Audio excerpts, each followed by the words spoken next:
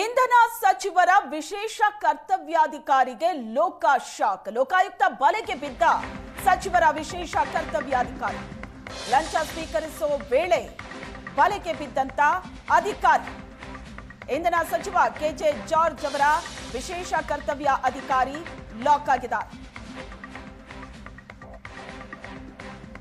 ಇಂಧನ ಸಚಿವರ ವಿಶೇಷ ಕರ್ತವ್ಯಾಧಿಕಾರಿ ಜ್ಯೋತಿ ಪ್ರಕಾಶ್ ಲಾಕ್ ಆಗಿರೋದು.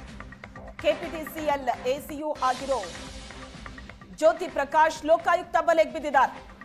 ಕಾಮಗಾರಿಗೆ ಸಂಬಂಧಿಸಿದಂತೆ ಎನ್ಒಸಿ ಕೊಡೋದಕ್ಕೆ ಲಂಚಕ್ಕೆ ಡಿಮ್ಯಾಂಡ್ ಮಾಡಿದ್ರು.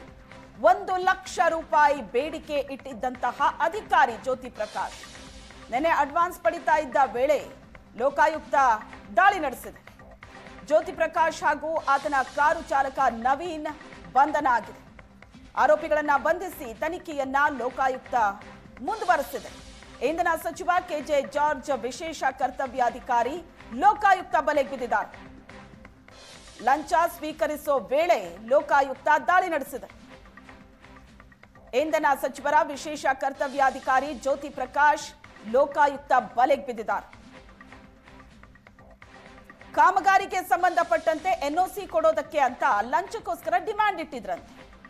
ಹಣ ಸ್ವೀಕರಿಸುವಾಗಲೇ ಲೋಕಾಯುಕ್ತ ಅಧಿಕಾರಿಗಳು ದಾಳಿ ನಡೆಸಿದ್ದಾರೆ.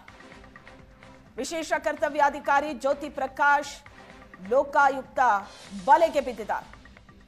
ಜ್ಯೋತಿ ಪ್ರಕಾಶ್ ಮತ್ತು ಅವರ ಕಾರು ಚಾಲಕ ಇಬ್ಬರನ್ನ ಲೋಕಾಯುಕ್ತ ಬಂಧಿಸಿದೆ. ತನಿಖೆಯನ್ನ ಮುಂದುವರೆಸಿದೆ. ಈಗ 1 ಲಕ್ಷ ರೂಪಾಯಿ ಹಣಕ್ಕೋಸ್ಕರ ಬೇಡಿಕೆ ಇಟ್ಟಿದ್ರು. ಇಂಧನ ಸಚಿವರ ವಿಶೇಷ ಕರ್ತವ್ಯಾಧಿಕಾರಿಯವರು ಲೋಕಾಯುಕ್ತ ಅಧಿಕಾರಿಗಳು ಶಾಕ್ ಕೊಟ್ಟಿದ್ದಾರೆ. ಲಂಚ ತಗೊಳ್ಳುವಾಗಲೇ ಲೋಕಾಯುಕ್ತ ದಾಳಿ ನಡೆಸಿರೋದು. ಹಣದೊಂದಿಗೆ ಜ್ಯೋತಿ ಪ್ರಕಾಶ್ ಲಾಕ್ ಆಗಿದ್ದಾರೆ.